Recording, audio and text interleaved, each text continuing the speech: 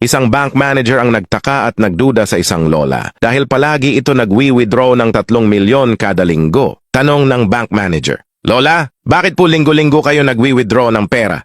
Ano ho bang trabaho nyo?" Sumagot yung lola, "Walay ho, napalanunan ko lang ito sa pustahan." Di naniniwala ang bank manager. "Ano ho bang pustahan yan? Parang di naman po kapani-paniwala." Sumagot ulit yung lola, "Sige, magpustahan tayo. 50K. Ang pusta ko ay square yang hugis ng itlog mo. Babalik ako bukas at magdadala ako ng kasama," sabi ng bank manager. "Sige, deal. Alam ko naman hindi square itlog ko eh." "Malalaman natin bukas," sagot ng matanda. Kinabukasan bumalik ang lola at may dalang kasama. Hinubad na ng bank manager ang kanyang pantalon.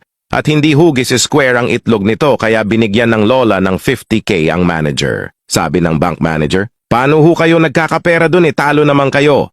Bumulong yung lola, "May pustahan din kami nitong kasama ko. Sa halagang 500K, ipapakita mo ang itlog mo sa amin."